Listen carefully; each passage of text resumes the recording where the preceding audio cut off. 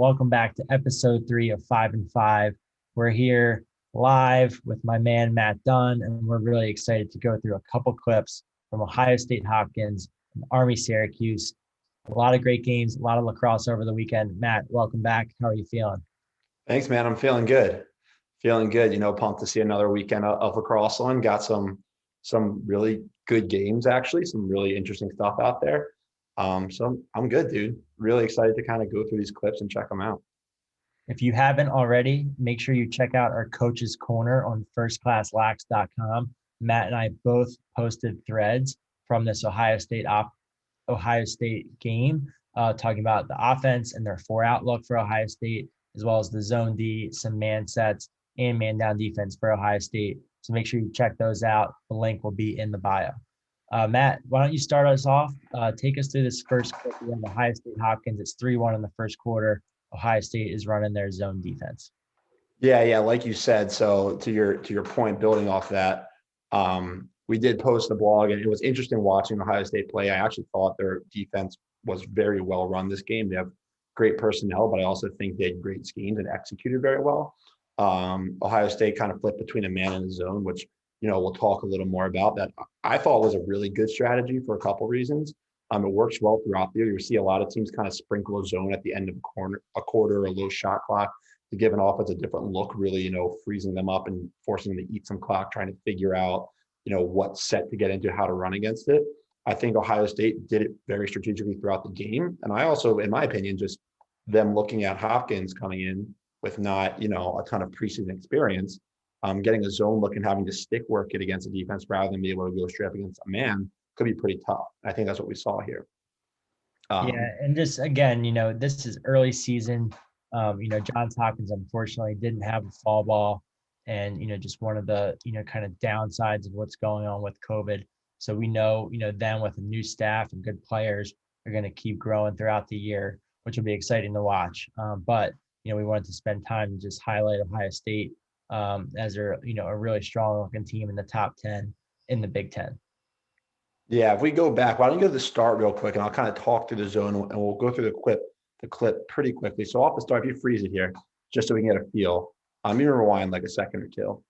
We can look at this is how their base zone is set up. So we have, 5 guys on the perimeter, short stick top center, 2 poles on the top corners, 2 poles on the low bases, and a short stick in the middle. And I think, I'm guessing here by watching, but I have a pretty good feeling that the roles are the short stick on the crease is basically meant to take all ball side cutters. So he's not really supposed to fire off the crease at any reason except for like an absolute emergency where there's a guy that he has to fly to, but his role is to own the crease. Short stick top center kind of passes things back and forth. He ideally plays back and forth across the top center until one of the wing poles can pass off the dodge from him, so it gets farther to one of the sides. He snaps back top center. And then we'll see the low bases actually mirror. So as the ball goes to X, one of them is going to play the ball back at X, and the other is going to fill into the crease and go to the opposite side of the ball. So if the ball carries across X from the right to left, the left base is going to flip spots with the right base. So you're basically playing, man at X with everybody flipping behind it. So just notice that as we go, and it's interesting because we'll see how some of these spots shift throughout the zone. So you can play it here. And we'll see right here as Ohio State, you can keep going. As Hopkins starts to pull over, Ohio State actually gets their first rotation in. So the shorty's now in the top left of the zone. So that's the first rotation. And you keep it going here. What Ohio State did a nice job of is really getting the sticks in the passing lanes. And once again, right there, that's the second rotation. So ideally at this point, if Hopkins doesn't press that back pipe there, number 37 is probably the other low base, and he's probably going to try to rotate or mirror back to that back pipe if that cutter never crashes. But because he's stretched so far over initially, he has no option to get back. So Ohio State's forced to rotate, which they do a nice job of. And this is one of the reasons I actually think their zone did so well, is because this is where zones get beat. And I know, Deemer, we were talking a little bit about this, but as offenses are able to drag and force teams to stretch out to the corners of their zone, that is where the zone has to make a decision of whether they're going to pass or rotate. And Ohio State actually did a nice job of recognizing those threats and rotating there. Yeah, it's interesting too, Matt, to see, just the versatility. I think Tarafenko it's well documented. He's, the best or one of the best short stick defensive midfielders in the college game. To see him in the zone, start top center, really have high IQ, understand the rotations. Now he's playing low. You see him in the mirror spot, like you're talking about. Yeah, and the crazy, he does it so naturally. That's exactly what he's supposed to do, right? So balls at X, they trust their matchup back there. I love that, and this is great. This is what I'm pretty sure Coach Crane's teaching them there. Hey, trust the matchup. Your job is actually you're supporting the inside now. So when you're mirroring, you actually look and find an inside guy because they're probably going to cut more than one guy through the crease. So inside guy takes ball side. The mirror, Tarafanko here, tries to take the back pipe cutter or the guy the inside guy is not taking, and they're going to show help adjacently from the wings if they have to help at all to X. Yeah, you can see here he does do a really nice job of opening up. Finds the cutter, yep. And Cole Williams gets a stick there, exchanges. And there he leaks out the back pipe there. Boom, the inside guy waits for another cutter in the middle. Now the back wing's helping down, right? That back wing helps down, and now he's drifting up with the cutter. Here's actually a nice one. If you keep watching this, watch that cutter right there. You see how the inside guy switches over to the ball side cutter? Let's watch that again. The inside guy is supposed to take ball side cutters. So he's looking away from the ball at all times. He goes there, the back wing passes him in, and the back wing crashes to the backside cutter. So the inside guy is meant to look away from the ball. Whenever a ball side cutter comes flying through, he jumps to that. And then the backside is going to rotate down and fill any kind of like back floating cutters. Now here's an interesting spot, Deemer. I know we were talking about this, and that's Tarafanko is now 3 rotation spots essentially away from where he started. And there's a reason that Ohio State wanted their poles in the perimeter and their shorties in a certain spot. It's because down here in these low base areas, especially if a team has pretty savvy attackmen or can play in those corners, it's a little more of a threat pushing the corner. Granted, to Ohio State's benefit, Tarafanko is a very good D-midi.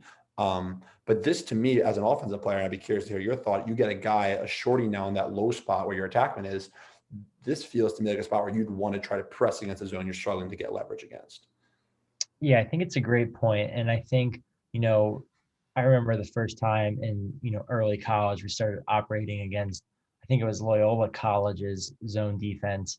We started thinking about kind of dragging and popping behind the carry. And I think here, what this starts to look to me like is an opportunity for Hopkins to turn this 2-on-2 into a sideways 3-on-2. And, what I would like to see, again, is as we start to carry and initiate and drag up the wing, we're looking for that pass off point, that point to where Tarafanko has to snap back to his base responsibility and the adjacent corner defender having to help down and pick up that responsibility. Here you can see that hedge, and this is where I think this can become, a 3-on-2 if we get this attackman at X following on this carry. Yeah. But this midfielder high being ready to step down into this gap, this gap between the center defender and the adjacent hedge. And so that's where, one of the biggest things I like to think about in the zone is stepping in gaps and re-engaging so that you can work and get those defenders to snap back, step in and be a threat, draw, and then move it to the according spot to then cause another rotation, right? Because that's where we would be able to take advantage if this defender up top fired across to worry about the step down threat, or because Tarafanko maybe would get dragged up more up the wing, this base defender would have to fire over, and then maybe we would create advantages on the backside. Yeah, the interesting thing is it doesn't happen as much here because, playing zone, you still have to be a good on-ball defender because essentially your adjacent teammate in a zone, not only you're supposed to pass it to him when he transfers between zones, but he's also your support. So if Tarafanko gets beat there or any leverage by the Dodger, that wing guy's to crash down. As soon as he crashes down, just like in a slide, you have 2 to the ball there. With a quick pass, you get a rollover, 2 on the ball. And now all of a sudden you have 3 defenders to 2 offensive guys, which means you have, 4-on-3 on the backside. So really that's how you beat a zone, and that's how it's a zone you don't want to get beat. as a zone. You don't want to have 2 guys on the ball, but you also can't have 0 guys on the ball. So strategically finding a way to pass quickly and go find another guy, or to rotate well so that you're getting to new spots, so that you never have 2 guys to the ball, or you don't pass when you think you're going to and give a guy a step down in a gap. Yeah, and Matt, I think here as this forward pass happens, this is where as we step in, being ready to follow and re-engage back in the play is big, because you're going to see the center defender is going to bump back over. This corner defender is recovering back, and watch this other base defender. This is where if we can get to the pipes and put some pressure on the pipes, he's opening up because he's starting to expect the flow of the ball to come all the way out here. And that's where, we have to kind of take a couple steps, look like we're going to continue to swing it, and then throw back, and because to your point of Tarafenko being a short stick, that's where we can take advantage, because regardless of how, skilled anyone is, you're just playing with a shorter stick, less stick to be able to throw to the inside and make that passing lane look covered. And then when you follow from this wing and step into this gap, now you're really taking a 3-on-2 or like, a 1-on-2 across the top and turning it into a 2-on-1 in this low wing spot. Yeah, I think that's the right look. And if you play it forward here, you'll see like that's kind of where the look ends up being. He just makes a tougher look to it, right? As you're carrying one way, like the defense is flowing that way. So that pull back pass is really where the opportunity is. He just kind of made, and this is the point of like why go zone for Ohio State here. It's like, well, Hopkins probably, their sticks aren't the sharpest, they're not at game speed probably with limited play. So that's why you miss that. But if he even pulls it back to the guy who just threw it to him in that scenario, right? He's carrying across and that back pipe pushes. Well, now you do kind of have that potential 2-on-1 there or 3-on-2 as the whole Ohio State defense, as you can see, if you draw like a diagonal line, there's 5 guys on one side where there's 4 Hopkins guys, right? So you see all 5 of those, right there, right? So if he keeps carrying over and gets that quick pass back to this guy pulling up, and if Tarafenko has to pull up to help there, and that back and the guy at X pulls over, now you got some pressure on the backside. Yeah, and Matt, this also reminds me too, for our viewers, if you didn't see our breakdown last week, this starts to look similar to the look Kevin Lindley got against Richmond, where as this, this pass swings to the wing, imagine this player kind of popping or curling to the ball in this direction. And even if, 3 hits one more to the base, he could then look inside to that cutter flashing down the pipe. So again, it starts to take, a look that is, even 6-on-6 zone in something that, kind of a 4-person overload that we see some teams start to get even in a man-up scenario. And that's where it's, again, trying to get the ball going one way and then create overloads as we start to throw back. Yeah, it's a really good point. We're going to take that right into, Army Syracuse, and we're going to get into a nice man-up set for Army. They scored earlier in the game, right as time expired. They hit a nice skip from Bobby Absher down to the pipe with Brendan Nichtern. Here, you're going to see Nichtern again show up at the pipe, number 20, one of Army's best players. They're starting the 3-high look, 3, and really just 3 high, really in just a circle here. And as this ball swings to the wing, we're going to come back to this cut through. Ball swings back up top, nice skip to the pipe. And again, one thing that we didn't even touch on as much in the Hopkins clip just shows the benefit of having sharp sticks, being able to put the ball on a rope on someone's ear, taking pride in your passing. And it allows them to find the skip lane, quick catch and finish early in the man upset. Yeah, and that's what I was going to say too, is that point of just like, this is not, I want to say there's probably, you could, play Monday morning quarterback here and say Syracuse could have done this and this different. It's really a really good pass on the stick and a quick release from, not a great spot, but it happens so fast. But this ball just being in and out so quickly here, the guy's closing on it. Like the low base is closing on it. The guy on the wing is not like terribly outside the lane. Maybe he could sit a little more in that lane there. But But I would chalk up, maybe they could have done some things differently to cover up for it, but it's a really nice play. And it's a really good, line drive pass on the ear to a quick release right there. If that ball's, at his, if he has to reach inside to catch it there and it's just to bring it back, that low base is probably on him in time before he can release it.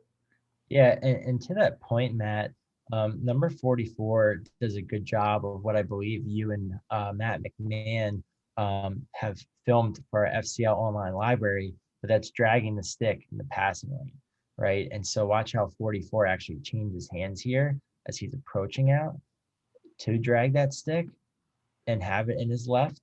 And again, he could have probably sat just a tad more, but he's at least aware of it. But you, again, just kind of shows you at this level when you've got, two top 10 teams battling, just the windows are small, right? And you got to be ready to, Yeah. you got to be ready to throw it with confidence. Yeah, you make a good point of like, he's thinking about that pass lane. He has it. I think what Army actually kind of this tricks defenses on field awareness is because Army's so spaced out here. Syracuse, instinctively wants to spread out with that. And what happens then is now you have one less player with more space means more opportunities to skip the ball through. So you have to fight that instinct a little bit as offenses get spaced out, realizing that, hey, just because that guy's, so wide, keep it rolling here, freeze. Just because that guy on the wing's so wide, he's actually, we get in this feel like we have to go flat and play guys. And we see this all the time when we do our, training sessions, we do 3-on-2s and one guy on the wing and one guy standing like can't shoot from there for his life. But one guy wants to go out and play him because he's so instinctively taught to do that. But by doing that, he creates a 2-on-1 closer to the goal. So you actually, as guys are further away, you can actually go the opposite way rather than drift out with them in man down scenarios. You can hold the passing lane longer because that guy's not a threat. And as that guy starts to creep in a little, then you can start timing up your approach out to him. So it makes sense, but instinctively, on the field, you see a guy that far out, like I got to start flying out to him, but really holding that lane for another second and kind of turning your head to find the lane. We talk about not just putting your stick where you think the lane is, but see if you can turn your head and see where the cutter's coming to. Are you in that lane or are you just kind of like holding your stick on the inside? Yeah, to that point, I mean, I think that's something that, sometimes as shooters, we get too much credit with guys flying out. I think Army, is a really well coached team, really well disciplined. You can only imagine, when you're down 2 goals, right, with 3 minutes left in the half and you're 15 minutes into a man up possession, this is not going to take, this guy's not going to take this shot. I think that 90 to 95% that if you're a second or even 2 seconds later, that this guy's not just going to come in and uncork this from 12 yards. And so it's almost just like, but again, it's hard in the moment. It's easy for us to sit here and say that, but for young players that are watching, the more you continue to think about maybe what you're going to give up or what that guy is realistically trying to take, and your scout and things like that, the more you can try and bait people into those, different situations and see, again, you got a top class goalie in the cage. He'd rather see that shot early in a man up possession. Right. It's also one of those things that like, if you're flying to a guy and man down, the only reason you want to fly to a guy is if he's tight. And when you do that, you actually get some pressure on him because that eliminates his ability to throw those quick passes. But if you're not going to be able to get pressure to a guy, you actually want to get there a little later, right? If he's not a shooting threat, you'd almost rather a guy at 14 yards think twice about stepping in to shoot it. And when he shoots it, you meet him with a stick at like 12 or 13. And then he kind of is like, maybe I should have passed it, and like kind of thinking rather than you fly the guy, his decision becomes very easy. Or you see a guy flying out, like the skip lane opens up. But if you see guys kind of sitting patiently, it's kind of like you're a little thrown off as an offense because the guy adjacent's not a shooting threat. And now you don't see the skip lane as easily. Yeah, great points all around. And this was a great game. And, we're going to take this into our last clip where, we talk about some pick play. Army scored a couple goals off of some goal line picks, which we're going to see here. We'll let the clip play through, starting in the high alley, nice patience at 6'4" Cuse, a second up pick here. We'll come back to that double team. I want to hear your thoughts on that, Matt. And then a nice quick roll back and switch pick, crash the back pipe. A really nice play here. for Army hooking up a big goal in their comeback. Matt, let's take it back to, the first pick in that high alley. What are some things that you're thinking about? Yeah, I like how they play it. So the first pick, that one's fine. What I like there is the Syracuse defender, his man sets the up pick, drifts up into no man's land, not a threat at all, and the defender kind of holds that low anchor as to not, just leave the underneath open. So I think that's smart. Let's keep going and let's hit that quick double there. Because I think this is fine. It's well played. Nothing really, no harm, no foul. Nothing really happens. No need to slide off of 20, who's pretty well known as Army's top threat, right? So Right, that's exactly. as much of a threat down the alley to the weak hand probably. Now we get this second pick here coming off the Yeah. crease. Yeah, I actually like this. We kind of talked, we posted some stuff on Twitter and Instagram about how Virginia upped the tempo against Army. And I like what Syracuse does there. And that's a great opportunity to up the tempo. If a team's going to set a tight up pick, on the hashes, you can try to jump that because what you can't do is play that soft because if a guy comes off it, hands free, that's a shot. He's moving directly towards the goal. Usually guys are going to come off those up picks hard because the up pick is set downhill for the guy to get a shot. So if you're strategic with it, it's not a bad time to let the on ball guy gets over it, underneath guy jumps it. And if you can turn it back there, it's a great opportunity to jump it. So I like that. And you see where they force the ball, there's really no pressure because they get the ball so wide, he can't make looks anyways. So they still recover fine. So I actually like that occasional jump call in the up pick right there. Yeah, I do too. And I think, as an offensive player, it's always hard if you get jumped, in like a quick double off of a pick, to execute that throwback. And I think again, they get his hands free. He does a nice job of escaping pressure, but again, they don't get the quick throwback. And I think this defender would be ready to rotate into it anyway. I almost wonder here too if they can, time up this angle even more, Yeah. actually squeeze and trap the double versus it kind of looks like he cuts off the original on ball defender a little bit. Um, Yeah. so My guess is that may have been the plan and he was just a little late to it, or it wasn't the plan and he just kind of made the read of like, there might be contact and I have to switch on contact. If there's a plan though, yeah, exactly. Like you would rather almost stack yourself up with that up picker's back and have to come off like like just straight jump out perpendicular to the pick and crack it back because that on ball guy is coming right through. yeah, great points. And then we'll take it into kind of the third segment of this. And I think this is again, if you actually tuned into one of our earlier episodes, Army, had a really nice goal, against Virginia, out on the low wing, rolling back. Nick Turn has really nice change of direction. Got underneath, threw it forward. They turned the corner on the lefty hash. Here, now he's approaching towards X. Short stick, sets what I like to call a switch pick, where he flips his hips around at the last second. That leaves 9 a little bit out of position, to help. And then again, with that nice change of direction, he's able to absorb the contact, and the high physicality, from this defender, and then explode back upfield, and then hit the back pipe for a nice right hand, right pipe crash there. Yeah, and I think those gate picks, those switch picks are tough. I think 9 makes an okay read of like the switch. You're not really sure if the on-ball defender is at a good angle. He doesn't seem to get picked off by it, but he tries to get over it, so it changes angle a little. Quite frankly, that doesn't even mess up the play as much because there's no leverage there. It doesn't even seem like guys are that caught up in it. To me, it's really when the ball's at X, there are so many dangerous players on the field because the feeder is looking up and everybody looking down is a shooter or quick stick cutter, basically. So if you're an off-ball defender and the ball's at X, ball watching is so dangerous because right now, any feed inside, especially at this level with these guys, it's basically a quick stick and goal.